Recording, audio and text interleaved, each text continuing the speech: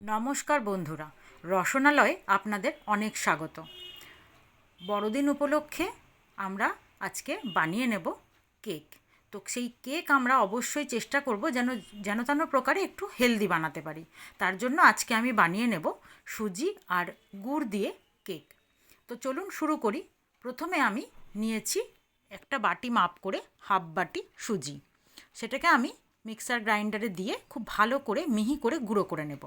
তার সঙ্গে দিয়ে দেব 1 টিস্পুন বেকিং সোডা আর দিয়ে দেব 1 টেবিল স্পুন বেকিং পাউডার।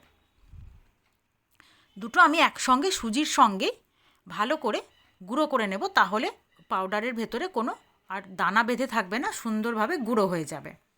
এই পরিমাপটা আমি দিয়ে আগে ভালো করে ওটা গুঁড়ো করে নিয়ে একটা বাটিতে গুঁড়োটা ঢেলে নিলাম। এবার ওর মধ্যেই আমি ওই বাটি মাপ করে 1 বাটি ময়দা দিয়ে দেব। তো ময়দা, চিনি এগুলো জানি আমরা আমাদের শরীরের জন্য খুব একটা উপকারী নয়, তবুও চেষ্টা করব খুব অল্প করে সেগুলো দিয়ে। তো ময়দার খুব বেশি পরিমাণ না দিয়ে আমি তার জন্য সুজি ব্যবহার করলাম। আর তার সঙ্গে দিয়ে দেবো ওই বাটি মাপ করেই হাফ বাটি রিফাইন অয়েল। সঙ্গে ওই বাটিটাই মাপ করে 1 বাটি আমি এখানে আখের গুড় নিয়েছি। গুড়টা আমরা যতদূর সম্ভব চেষ্টা করি গুড়টা আমাদের শরীরের জন্য বেশ উপকারী। তো সেই গুড় দিয়ে আমি এখানে কেকটা বানিয়ে নেব।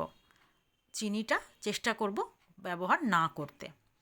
তো দেখছেন আপনারা যে আমি গুড় দিয়ে সমস্ত কিছু উপকরণগুলো একসঙ্গে নিয়ে খুব ভালো করে মিশিয়ে নেব।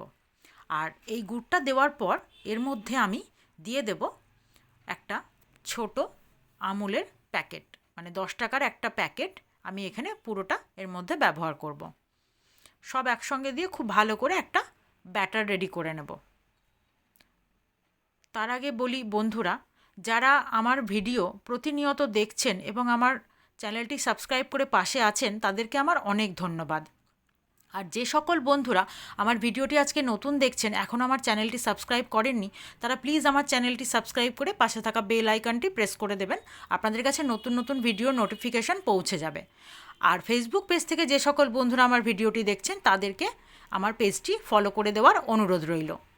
এবার দেখুন, অল্প জল দিয়ে আমি সব কিছুর মিশ্রণ একসঙ্গে দিয়ে একটা ভালো ঘন ব্যাটার রেডি করে নিয়েছি। তো ব্যাটারটা কতটা থিকনেস আপনারা দেখে নিয়েছেন। এবার ওর সঙ্গে আমি যে ভ্যানিলা এসেন্সটা আছে, সেটা আমি ভ্যানিলা এসেন্সটা একটা ওই এসেন্সের ঢাকনাটার মধ্যে করে অল্প একটু দিয়ে দেবো। আপনারা চাইলে ছোট চামচের 1 চামচও ব্যবহার করতে পারেন। এটা আমি একটু সুন্দর ফ্লেভারের জন্য এর মধ্যে ব্যবহার করব। এবার আমি খুব ভালো করে সব একসঙ্গে মিশিয়ে নিয়ে কেকের যে মোলটা আছে ওটার মধ্যে আপনারা চাইলে একটা ফয়েলের বাটিগুলোর মধ্যেও তৈরি করতে পারেন বা অন্য কোনো বাটিতে। তবে অবশ্যই করার আগে যেটাতেই করবেন তাতে একটুখানি অবশ্যই অয়েল ব্রাশ করে নেবেন।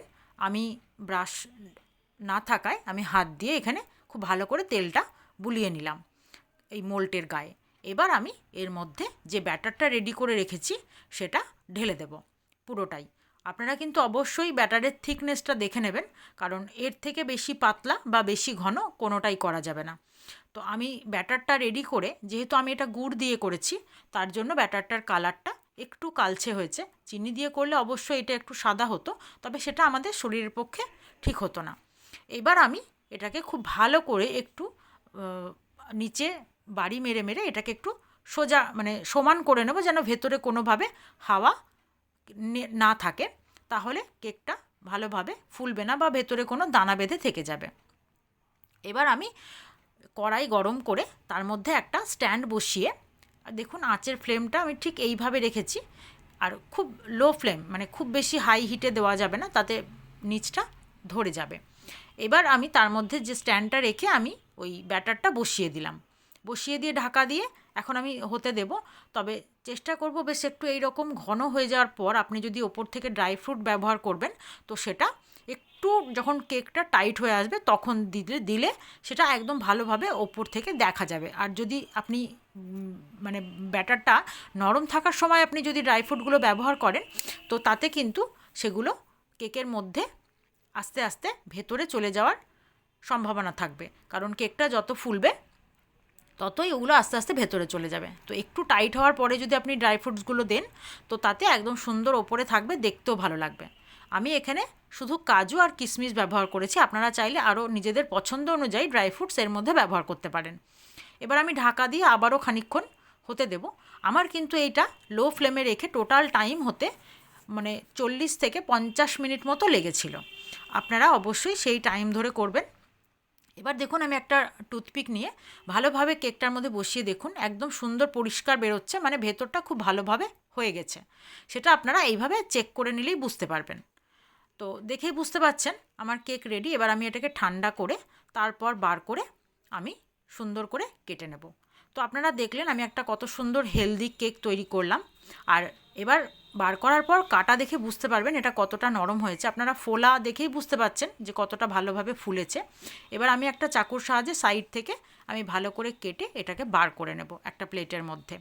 তো আপনারাও এইভাবে সুন্দর সুজি দিয়ে আর গুড় দিয়ে বাড়িতে কেক তৈরি করুন, যেটা আমাদের শরীরের জন্য খুবই ভালো আর খেতেও খুব টেস্টি হয়েছিল।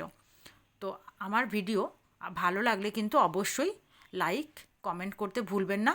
নিজেদের পরিবার পরিজনের সঙ্গে অবশ্যই শেয়ার করবেন। আর আমার পাশে থেকে আমাকে আরও এগিয়ে যেতে সাহায্য করবেন। আপনাদের ছোট্ট ছোট্ট কমেন্ট আমাদের মতন ছোট ছোট কন্টেন্ট ক্রিয়েটারদেরকে অনেক উৎসাহ যোগায়।